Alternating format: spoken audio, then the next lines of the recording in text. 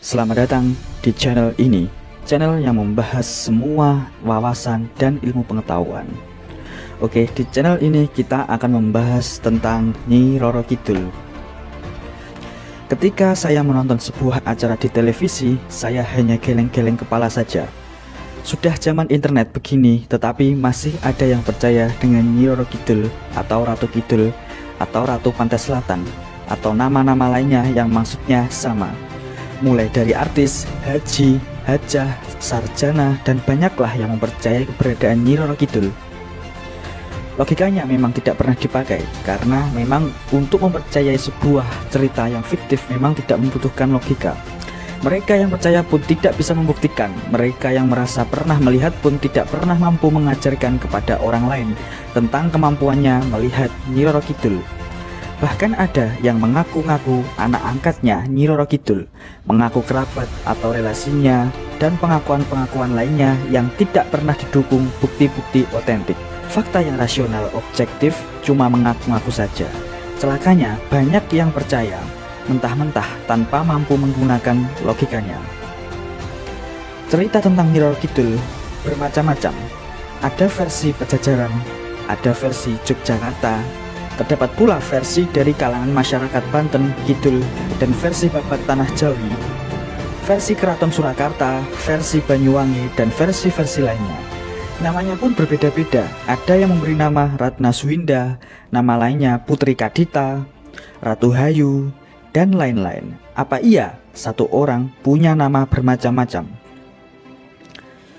Kesalahan logika yang pertama, apa iya satu orang bisa berada di beberapa tempat sekaligus dalam waktu bersamaan? Ada yang di Banyuwangi, ada yang di Banten, ada yang di Jogja, Surakarta, Pajajaran, dan lain-lain. Nyi Roro Kidul anaknya siapa? Ada yang mengatakan dia itu sebagai permaisuri dari Sultan Mataram, dimulai dengan Senopati dan berlanjut sampai sekarang. Ada yang mengatakan Nyi Roro Kidul dulunya adalah seorang raja di Pajajaran yang bernama Raja Mudingsari, memiliki putri bernama Ratna Suwinda.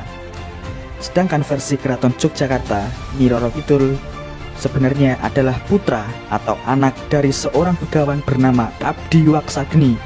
Ia berasal dari keluarga dengan dua bersaudara.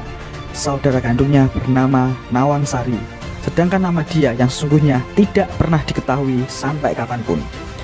Nyi Roro Kidul merupakan putri Prabu Siliwangi dari kerajaan Pakuan Pajajaran dari salah satu versi yang lainnya. Ibunya merupakan permaisuri kinasih dari Prabu Siliwangi. Nyai Roro Kidul yang semula bernama Putri Kadita.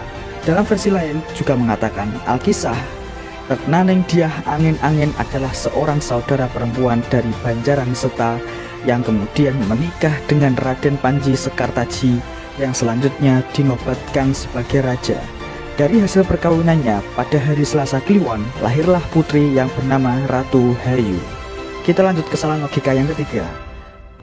Nyi Roro Kidul itu sebenarnya siapa dan anaknya siapa sampai sekarang tidak pernah jelas. Kesalahan logika yang keempat. Diceritakan semula Nyi Roro Kidul dulunya berwajah buruk, bisa cantik asal bertapa, nyebur ke laut selatan dan bersedia menjadi makhluk halus. Logikanya jelas keblinger. Mana ada wajah buruk tiba-tiba bisa berubah menjadi cantik hanya karena bertapa atau menceburkan diri ke laut? Memangnya ajarannya agamanya siapa? Apa ada manusia berubah menjadi makhluk halus? Tidak ada. Kesalahan logika yang kelima. Manusia, makhluk halus, ataukah cuma mitos atau legenda? Apakah Nyi Roro Kidul manusia? Mungkinkah manusia bisa hidup di laut hingga ratusan tahun? Tidak ada agama yang mengajarkan demikian. Mungkinkah manusia yang meninggal bisa berubah menjadi makhluk halus? Tidak ada. Manusia yang meninggal ada di dimensi yang berbeda. Tuhan menciptakan manusia dan makhluk halus dan tidak menciptakan manusia yang bisa berubah menjadi makhluk halus. Kalau ada penampakan mirip kedua orang tua kita yang sudah meninggal, maka itu adalah perbuatan makhluk halus yang menyamar sebagai kedua orang tua kita yang sudah meninggal. Atau kalau dalam versi lain itu juga bisa dikatakan hanyalah sebuah halusinasi. Kesalahan logika yang keenam. Jadi bisa ditarik kesimpulan, tidak mungkin Nyi Roro Kidul yang semula manusia berubah menjadi makhluk halus. Tidak ada agama yang mengajarkan demikian. Kesalahan logika yang ketujuh. Kok ada kamar-kamar hotel yang konon khusus untuk Nyi Roro Kidul? Ya iyalah, kalau soal percaya mitos itu ada di negara mana saja. Ada yang takut angka 13, ada yang tidak buka usaha tiap Selasa. Dari percaya yang salah, maka menjelma menjadi keyakinan yang salah dan menjadi sugesti yang kuat sehingga kamar-kamar tertentu di hotel dihubung-hubungkan dengan Nyi Roro Kidul. Padahal mereka tidak bisa membuktikan secara ilmiah maupun rasional. Kesalahan logika yang ke-8.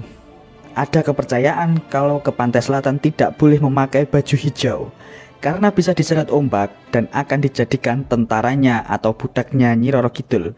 Logikanya tidak boleh memakai baju hijau atau biru karena bisa terseret ombak. Laut sulit mencarinya karena warna baju hijau atau biru hampir sama dengan warna laut. Kesalahan logika yang ke-9. Banyak orang yang mengaku pernah melihat Nyi Roro Kidul, bisa melukis Nyi Roro Kidul, pernah berbicara dengan Nyi Roro Kidul, bahkan ada yang mengaku ada relasi dengan Nyi Roro Kidul. Dan jangan heran kalau ada yang mengaku sebagai anak angkatnya Nyi Roro Kidul. Tidak aneh orang yang mengaku sebagai nabi juga ada kok. Ini bidangnya psikologi. Mereka semuanya akan hanya bermodalkan pengalamannya sendiri, hanya berdasarkan bicara saja dan tidak pernah mampu membuktikan secara nyata. Banyak orang mengalami ilusi, delusi maupun halusinasi ataupun sugesti tanpa disadari sehingga apa yang tidak terjadi seolah-olah terjadi atau sesuatu yang terjadi dimodifikasi sedemikian rupa sehingga seolah-olah ada.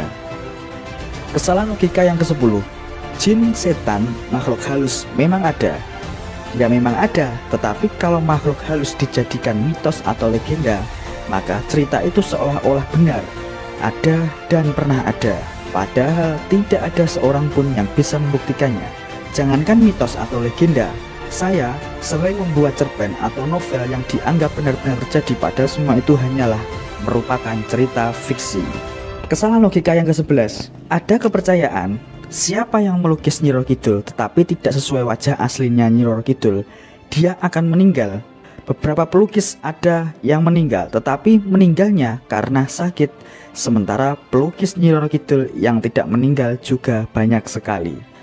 Kesalahan logika yang ke-12. Ada kepercayaan supaya Nyi Roro Kidul tidak marah, maka pada saat-saat tertentu perlu diadakan ritual di pantai selatan. Antara lain ada yang memberikan sesaji berupa binatang, bunga, dan lain-lain. Jelas ini menyalahi logika agama apapun. Secara ritual seperti itu hanya merupakan budaya-budaya simbolis berbasiskan kesalahan berlogika. Peristiwa alam bisa melahirkan mitos atau legenda.